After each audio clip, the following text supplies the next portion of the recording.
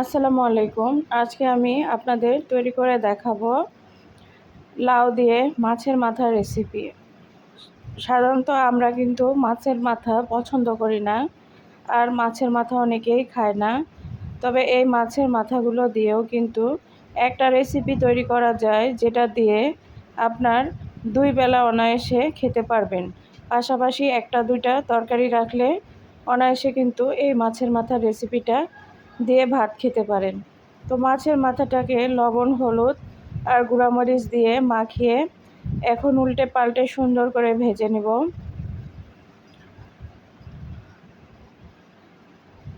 মাছ ভাজা আর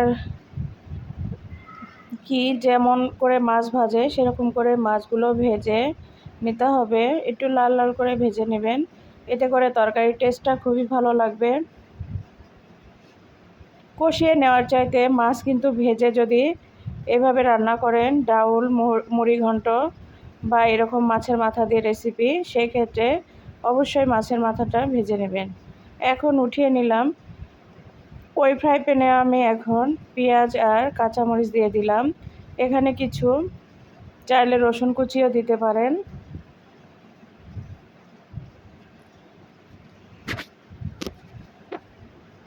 শাকের তরকারিতে অতিরিক্ত মশলা না দিয়ে অল্প করে যদি মশলা দিয়ে রান্না করেন, এতে করে টেস্টটা খুবই ভালো লাগে। তো পেঁয়াজ আর কাঁচামরিচগুলো ভেজে নিয়েছি, নিয়ে এখন আমি পানি দিয়ে দিলাম মশলা কষানোর জন্য। কাঁচামরিচগুলো কিন্তু পরেও দিতে পারেন, তবে আমি সাধারণত কাঁচামরিচ প্রথমেই দিই, যার কারণে প্রথমেই দিয়েছি। এখন এখানে লবণ দিয়ে দিলাম, মরিচের গুঁড়া দিয়ে দিলাম 1 চামচ, হলুদ দিয়ে দিলাম 1 টেবিল চামচ, জিরার গুঁড়া 1 চামচ, ধনিয়ার গুঁড়া দিয়ে দিব 1 চামচ।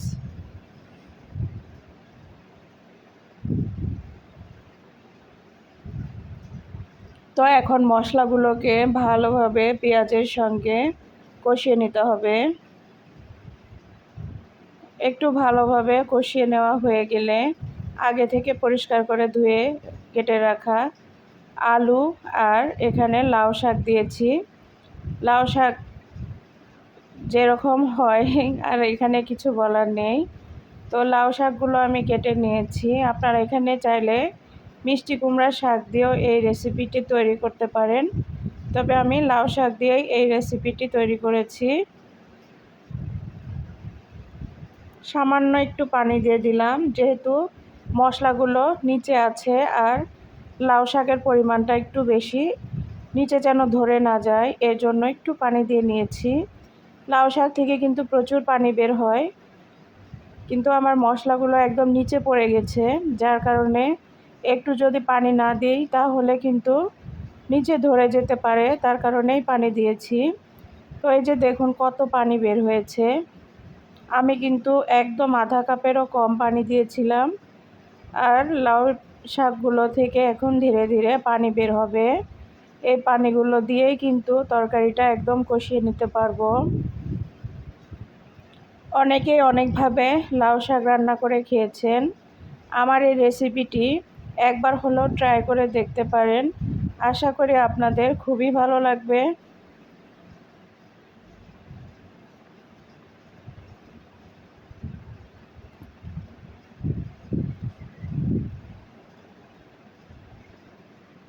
ঢাকনা দিয়ে ঢেকে রাখবো, আবার কিছু সময় পর পর ঢাকনা দিয়ে উঠিয়ে এভাবে নেড়েচেড়ে দিতে হবে।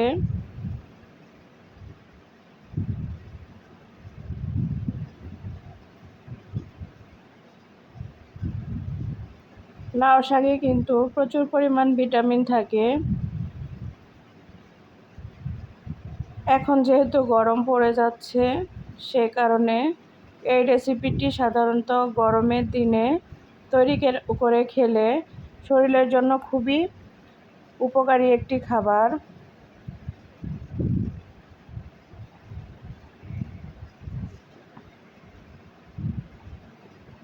আবারও ঢাকনা দিয়ে ঢেকে রেখে দেব। ঢাকনা উঠিয়ে আবারও নেড়েচেড়ে দিতে হবে।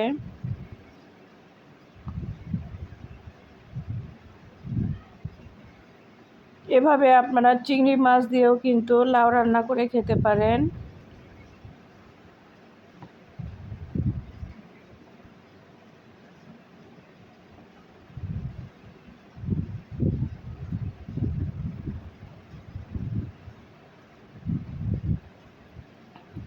পানিটা কিন্তু প্রায় আমার শুকিয়ে এসেছে। এখন আমি এখানে ঝোলের জন্য পানি দিয়ে দিলাম।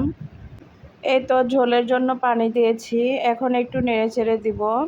এখানে কিন্তু অবশ্যই গরম পানি দিতে হবে। আগে থেকে যে মাছটাকে আমি ভেজে রেখেছিলাম, মাছের মাথা, সেটা এখন দিয়ে নিলাম। এখানে বেশি মাছের প্রয়োজন নেই, একটা মাছের মাথা হলেই এই রেসিপিটি হয়ে যায়।